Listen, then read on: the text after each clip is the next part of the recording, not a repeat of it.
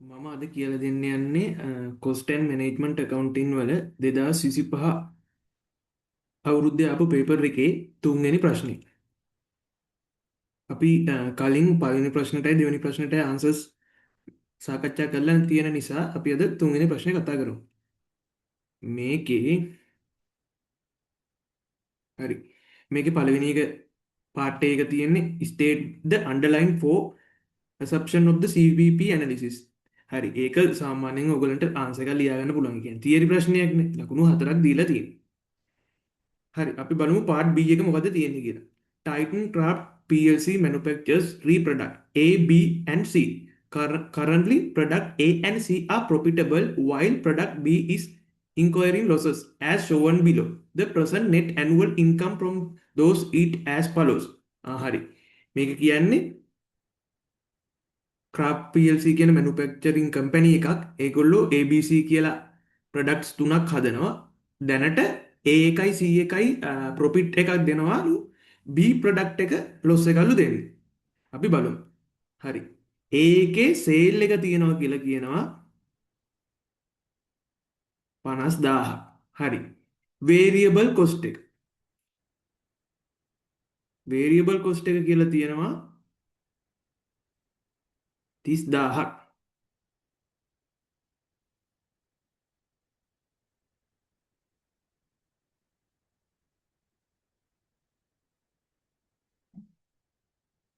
A එකේ sale එක 50000යි variable cost එක 30000.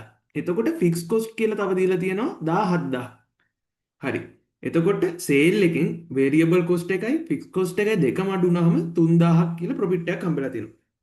ඒ කියන්නේ 47000ක් අපිට පිරිවැයක් යනවා. අපේ ආදායම තියෙනවා 50000ක්. එතකොට ලාභය 3000.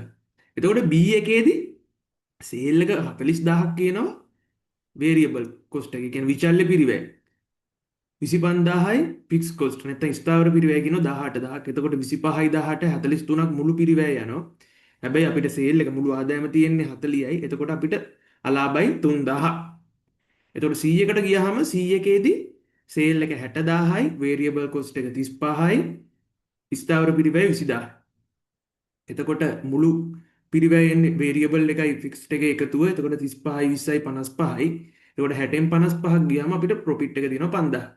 එතකොට අපි මුළු ඔක්කොගෙම බැලුවාම අපිට සේල් එක එනවා A එකේ 50000යි B එකේ 40000යි C එකේ 60000යි කියන්නේ මුළු ආදායම එනවා අපිට මේ ප්‍රොඩක්ට්ස් තුනට අදාළව 150000යි 50යි 40යි 90යි 90යි 60යි 150යි. එතකොට වේරියබල් කොස්ට් එක එනවා 30000යි 25000යි 35000යි. එතකොට 35යි 25යි කියන්නේ 60යි 60යි 30යි 90යි.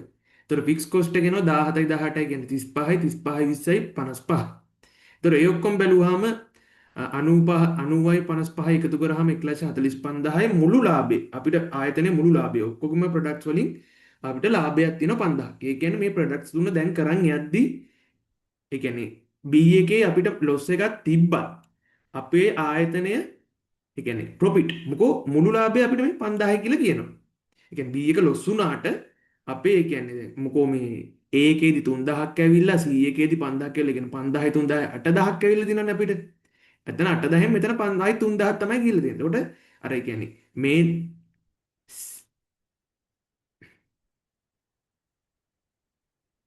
ඒ කියන්නේ මේ A එකෙනුයි C එකෙනුයි මේ ලොස් එක කවර් වෙනවා. මේ B එකේ ලොස් එක කවර් වෙලා තමයි අපිට මුළු ලාභය 5000 කියලා කියන්නේ. හරි. දැන් ඊට පස්සේ ඒගොල්ලෝ කියනවා the company is now considering whether the production of B should be continued or not. You are required to decide whether product B should be discontinued. හරි. ඒ කියන්නේ දැන් මේ ප්‍රොඩක්ට් B එක මේගොල්ලෝ කියනවානේ ලොස් එකක් කියලා. එතකොට කම්පැනි එක ඩිසයිඩ් කරන්න ඩිසිෂන් එකක් ගන්නවා B එක ඒ කියන්නේ B ප්‍රොඩක්ට් එක අපි තවදුරටත් කරනවද නැද්ද? හරි. ඕක තමයි අපිට දැන් ඕක හොයන්න තියෙන්නේ. එතකොට අපි මේ ගානේ තියෙන දේ ගත්තාම මේ ටිකනේ තිබ්බේ. හරි. එතකොට සාමාන්‍යයෙන් ඒ කියන්නේ ප්‍රොඩක්ට් එකක් ක්ලෝස් කරනවද නැද්ද? ඒ කියන්නේ දැන් මේ B එක නතර කරනවද නැද්ද කියන එක තමයි අහන්නේ. එතකොට මේ දෙකෙන් විතරක් ඒ කියන්නේ A එකයි C එකයි විතරක් ඒගොල්ලෝ කරන් ගිහිල්ලා B එක නතර කරනවද කියන එක තමයි අහන්නේ. හරි. අපි ඔය වගේ එකදී අපේ ඒ කියන්නේ මෙහෙමයි. අපිට අනිවාර්යෙන් ෆික්ස් කොස්ට් ඒ කියන්නේ ස්ථාවර පිරිවැය අපේ සේල් එකක් තිබ්බත් නැතත් අපි දරන්න ඕනි. ඒක දැනටමත් දරලා ඉවරයි. ඒ කියන්නේ අනිවාර්යෙන් දැන් මේ B එක වැහුවා නැත අපි B එකට රුපියල් 18,000ක ෆික්ස් කොස්ට් එකක් දරන්න ඕනේ. එතකොට ඒකේ ආදායමක් ආවා නැත 17,000ක් එන්න ඕනේ. එතකොට C එකෙත් 20,000ක් අනිවාර්යෙන් අපි දරන්න ඕනි වියදම. ඒ කියන්නේ ෆික්ස් කොස්ට්. මෙන්න මේක ඉම්පෝර්ට්. හරිද? එතකොට ඒක අපි ප්‍රොඩක්ට් එක හැදුවත් නැතත් අපිට මේ 18,000 දරන්න වෙනවා. එතකොට සමහරක් වෙලාවට කියන වැව්වම සමහරක් වෙලාවට ෆික්ස් කොස්ට් එක අඩු වෙන්න පුළුවන්.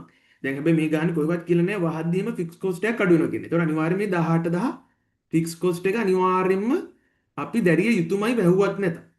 ඒ කියන්නේ කරගෙන ගියත් 18,000ක් දරන්න ඕනි. මේ ප්‍රොඩක්ට් එක වැහුවත් මේ ටික නැති වුණත් අපිට 18,000ක් එන්න.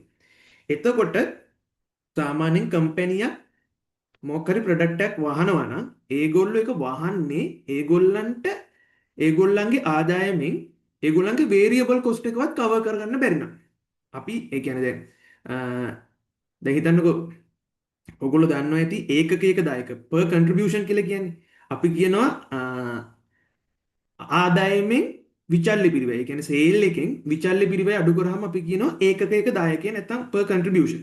අන්න ඒක පොසිටිව් නැත්නම් ඒ කියන්නේ මයිනස් නම් අපි අනිවාර්යෙන් කම්පැනි වහනවා. ඒ කියන්නේ අපිට අඩුම ගන්න විචල්්‍ය පිරිවැයවත් කවර් කරගන්න බැරි නම් අපි අනිවාර්යෙන් කම්පැනි වහනවා.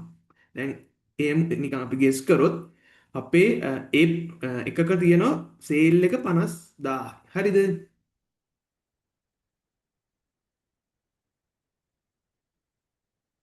සේල් එක 50,000යි අපේ විචල්්‍ය පිරිවැය වේරියබල් කොස්ට් එක තියෙනවා 65,000. එතකොට අපි දන්නවා සේල් එකෙන් විචල්්‍ය පිරිවැය අඩු වුණාම තමයි per contribution එන්නේ ඒකකයක දායකයෙක්. එතකොට 50,000න් 65,000. එතකොට අපිට අඩුම ගානේ විචල්්‍ය පිරිවැයවත් කවර් කරගන්න බෑ. මොකෝ අපි විචල්්‍ය පිරිවැය මේ රුපියල් 15,000ක් යනවා. ඒක නිසා අනිවාර්යෙන් ඒ කියන්නේ අපිට නිකන් ඒ ගෙස් කරන්න පුළුවන් contribution එක. ඒ කියන්නේ මොකද්ද? ආදායමෙන් විචල්්‍ය පිරිවැය අඩු කරාම ඒක පොසිටිව් නැත්තම් අනිවාර්යෙන් අපි ඒ කම්පැනි වහන්න ඕනි. කිසිම දෙයක් බලන්න දෙයක් නෑ. මොකෝ අනිවාර්යෙන් ආයතනය මුලින්ම try කරන්නේ. ඒ කියන්නේ කම්පැනි මුලින්ම බලන්නේ ඒගොල්ලන්ගේ විචල්්‍ය පිරිවැය කවර් කරගන්න. ඒ විචල්්‍ය පිරිවැය කවර් කරගත්තට පස්සේ තමයි ස්ථාවර පිරිවැය කවර් කරගන්නේ. එතන ඒ කියන්නේ ඒතකොට විචල්්‍ය පිරිවැය ස්ථාවර පිරිවැය දෙකම කවර් වුණාට පස්සේ තමයි අපිට ලාභයක් එන්නේ. හරිද? එතකොට අපි මුලින්ම කරන්න ඕනේ මේ ගානේ දැන් මේ B එකට කරනවද නැද්ද කියන එක බලන්න අපි මුලින්ම කරන්නේ මම මේක ලියලා තියෙනවා ඔයගලන්ට ලේසි වෙන්න මේකේ contribution මේ තුනේම contribution බලනවා අපිට නිකන් A එකයි B එකයි මේ C එකයිත් බලනවා හරිද එතකොට අපි මේ ටික දාගත්තා මුලින්ම sale නේ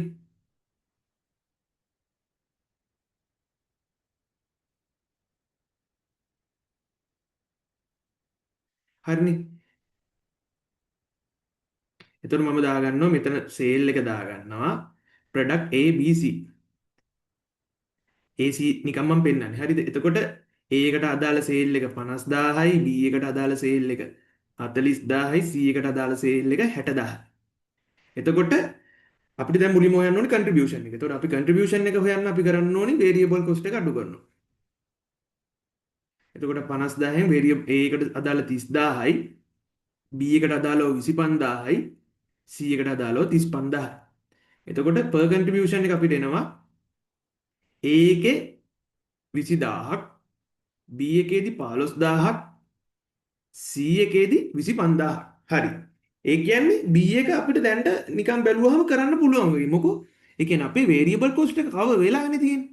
දැන් මේකේ දැන් මේ A එකයි C එකයි ගැන හිතන්න එපා. අපි B එක ගැන විතරක් හිතන්න. හරිද? මම මේ දෙක හයිඩ් කරන්නම්කෝ නැත්නම් ඔයගොල්ලන්ට තේරෙන්නේ නැද්ද? ඒ අනිත් දෙක ගැන විතරනේ කතා කරන්නේ. එතකොට B එක දැන් කරන් ගියත් අපේ මෙන්න මේ variable cost කියන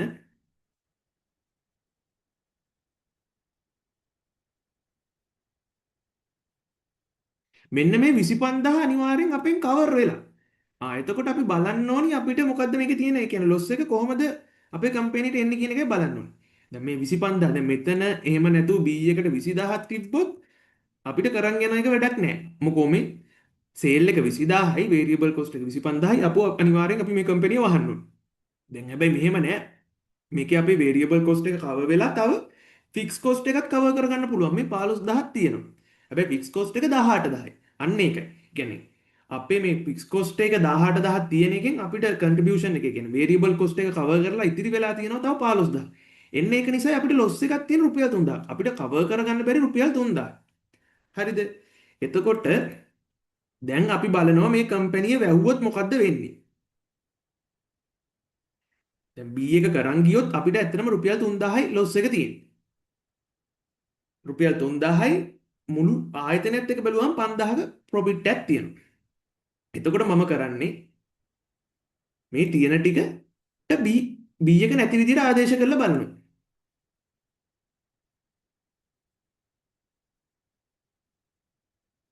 දැන් B එක වැහුවොත් B එකේ වැහුවොත් අපිට B එකේ සේල් එක එන්නේ නැහැ. හරිද? එතකොට සේල් එකක් අපිට B එකේ එන්නේ නැහැ. දැන් වැහුවොත් මොකද වෙන්නේ කියලානේ අහන්නේ. එතකොට අපි B එකේ සේල් එක නැහැ, වේරියබල් කොස්ට් එකක් නැහැ. ඒකත් නැහැ. හැබැයි ෆික්ස් කොස්ට් එක මේගොල්ලෝ කියලා නැහැ ෆික්ස් කොස්ට් එක අඩු වෙනවා. කියන්නේ ෆික්ස් කොස්ට් එක 0 කරන්න බෑ කොහොමත්.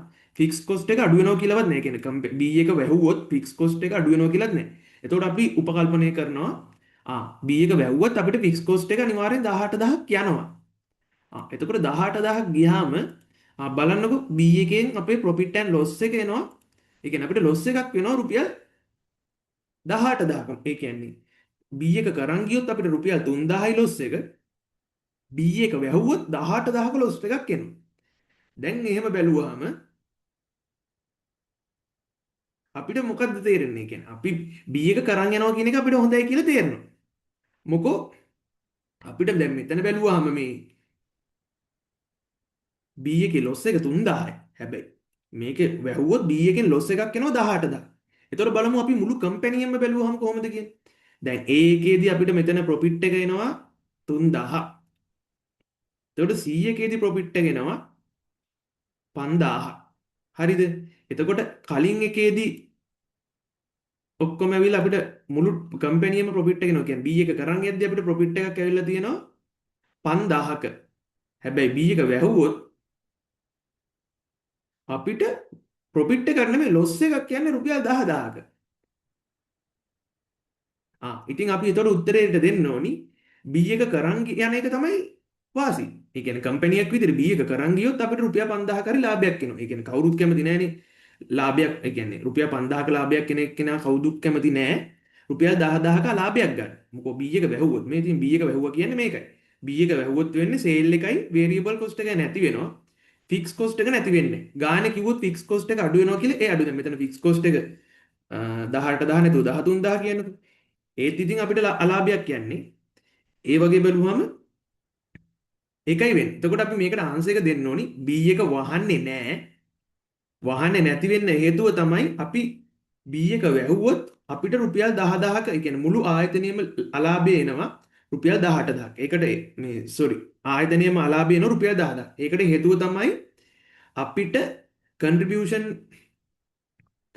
එකක් මොකක්වත් නැහැ. එතකොට අපි අනිවාර්යෙන් ඒ කියන්නේ වැහුවොත් අපි අනිවාර්යෙන් රුපියල් 18000ක ෆික්ස් කොස්ට් එකක් දරන්න ඕනි. එතකොට ඒක දරනකොට අපේ මුළු කම්පැනියම ප්‍රොෆිට් එක රුපියල් 18000කින් අඩු වෙනවා. එතකොට ධන 5000න් 18000ක් ගියාම අපිට මේ ගාණ එනවා. ඊට පස්සේ අපි ඒ කියන්නේ මේ වගේ ගාණක හිතන්න ඕනි.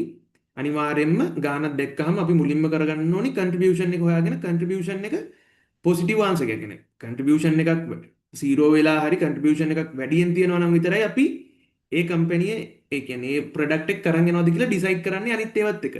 හැබැයි කන්ට්‍රිබියුෂන් එක කන්ට්‍රිබියුෂන් එක එන්නේ නැත්තම් 0 ඒ කියන්නේ මයිනස් ගානක් නම් එන්නේ අපි අනිවාර්යෙන් ඒක වහම ඒ කියන්නේ මයිනස් ගානක් එනවා කියන අපි විචල්්‍ය පිරිවැයවත් කරගන්න බෑ.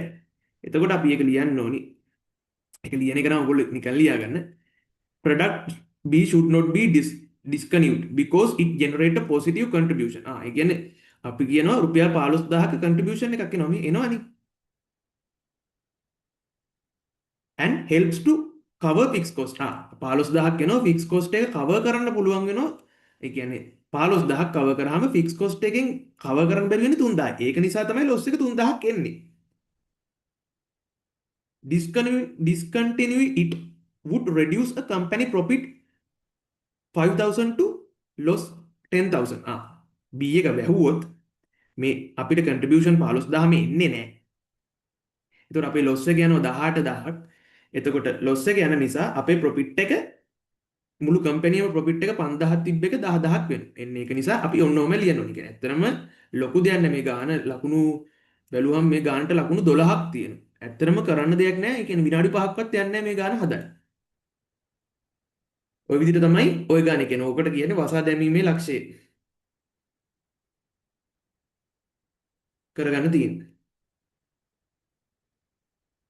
ඊට පස්සේ කියන්නේ assume however it was possible to you.